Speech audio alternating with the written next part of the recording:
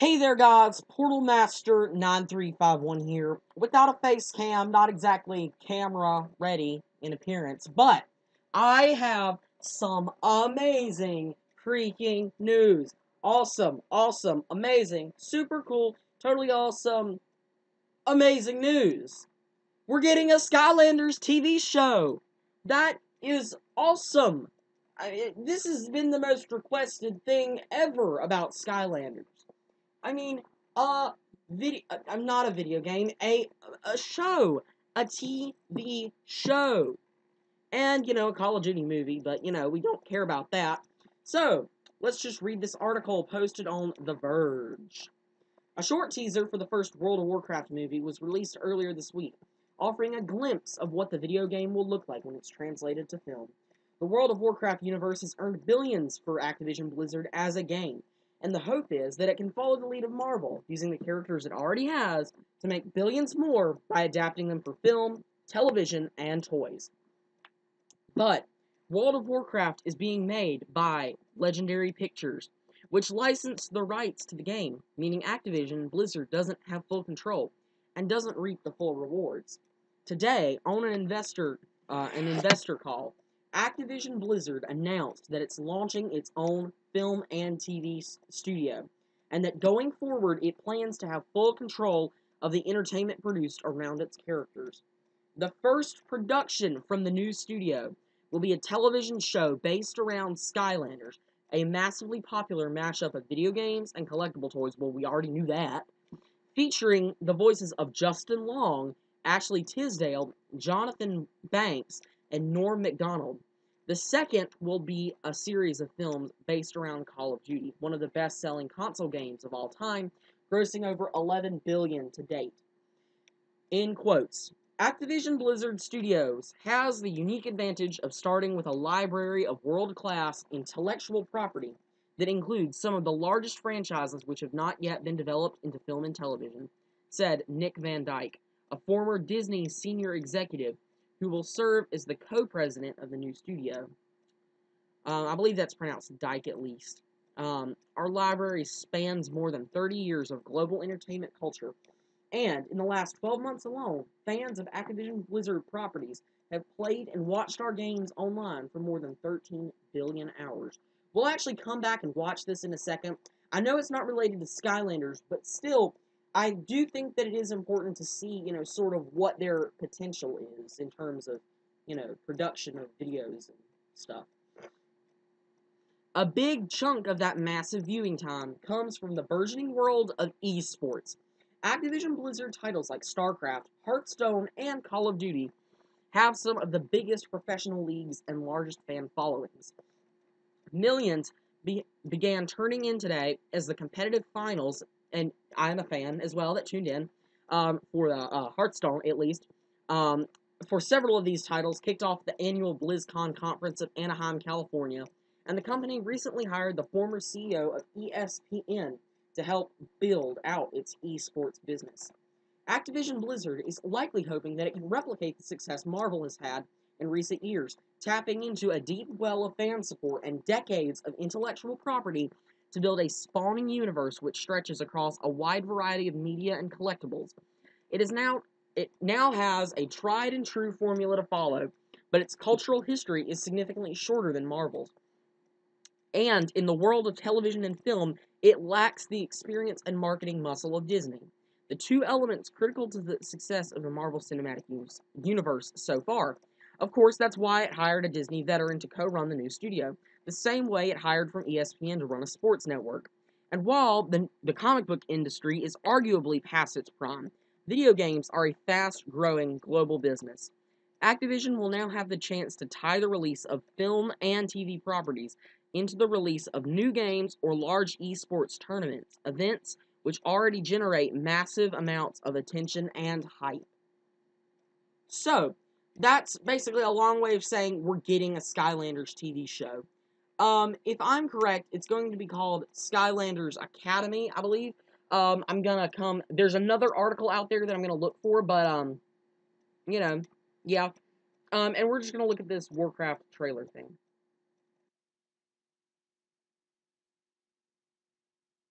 won't play the audio. Not really important, but yeah. So it looks pretty good. Just from that short clip, it definitely looks pretty good. But yeah, I'm gonna go back to the Dark Spyro thread and see if I can't find that other thing. So something noticeable there was that we've not actually seen.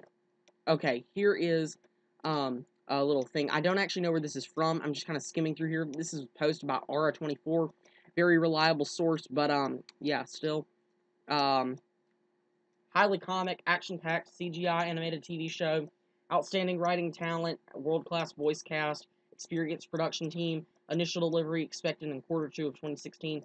So for those of you that don't know what Q2 means, essentially, if you divide the months up into 4 quarters, you get 4 sets of 3 months. So this basically means April to June, anytime April to June 2016.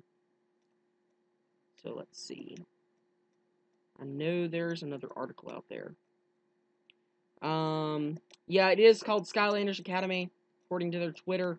Seeing if I can't find that other article. You know what? I'm just gonna go ahead and say, the article that I saw is the article that I saw on Steve Smith's video. So give me 1 second and let me go to his video description and I'll click on that link from there. So be right back, guys. Yeah. Okay, so I went to Steve Smith's channel page and here's the link. It's posted by Fortune.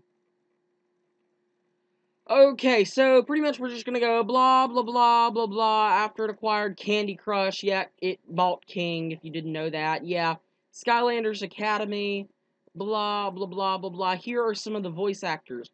Justin Long as Spyro, Ashley Tisdale as Stealth Elf, Jonathan Banks as Eruptor, and Norm MacDonald as Glumshanks. So, I only know who Ashley Tisdale is because I watched Phineas and Ferb. I know who she is. But I can't lie. This is really weird.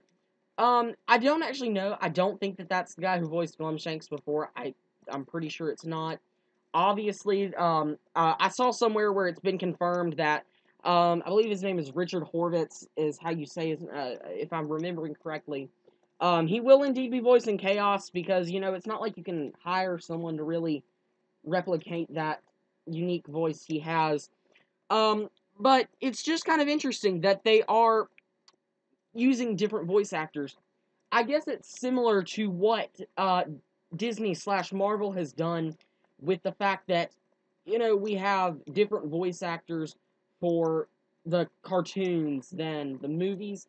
That's a little bit different, but in some ways it is, and in some ways it isn't. If you hire those other actors, it may just cost more. But the weird part is that, like I said, if you cast people that are less known in the industry, you can usually get a better deal. The weird part is, though, I don't know about these other guys, but I know Ashley Tisdale is not exactly an unknown person. She's pretty darn well known. So that's why I find it odd that they would hire her to be Stealth Elf's voice actor. I'm just going to go into IMDb right quick, and alright guys, so I'm at IMDb, had to do that quick edit right there because I'm signed into something, that I went to on the way here that actually had my real name in it, so can't have that. So we're just going to go ahead and jump right in. So, let me go back to here. Who is the first one? Let's see. So Justin Long.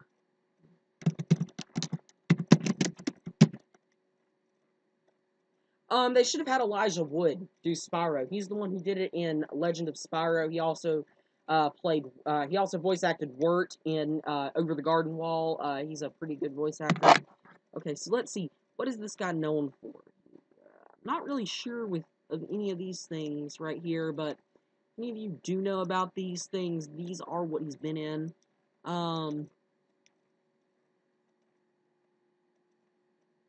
So, obviously he's a pretty well-known guy, which again kind of doesn't make any sense as to why would you hire these people that are still well-known, to play this. Okay, let's see.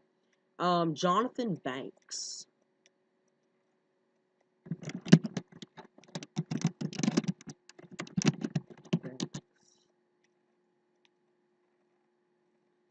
Okay.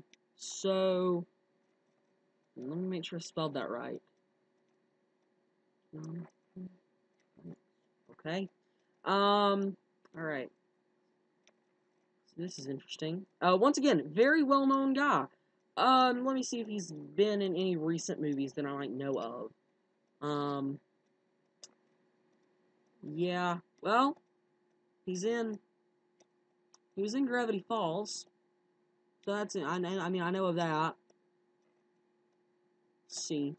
Yeah, not really anything here that I've particularly seen, but if any of you know those movies, that's what he's been in. And Norm Macdonald. Norm Macdonald, okay. Alright, so this guy is a younger guy. I'm assuming that's not an old picture. Oh wait. Okay, he was born in 63. So let's see.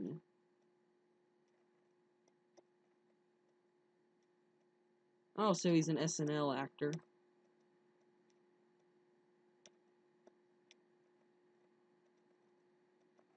But yeah, that's still, once again, very well known. Appears as if all these people are pretty well known. So, yeah, I just thought that this would be interesting to kind of look at the people behind it. But, yeah, we're getting a Skylanders TV show, which I think is really cool. It's been a long time coming, and seriously, the fact that it's taken them this long to get one of these things up and running, it blows my mind that it took them this long. It blows my mind. Um, but yeah, pretty exciting. Thanks for watching, everybody. Remember to like, comment, and subscribe. This has been Portal Master 9351. Could not be more hyped for this. See you next time, everybody. Goodbye. One quick thing I missed. This guy, I do actually sort of know who he is. Not that I've seen it, but he was in Breaking Bad. I was reviewing the footage of this thing just to make sure it turned out okay. And he was in Breaking Bad, and he got his own spin-off series in Better Call Saul. So, you know, obviously, very well-known guy in all reality. I honestly wasn't looking too terribly close when I was going through here, but yeah, just letting you guys know that he is a pretty well-known guy. And that should be it now.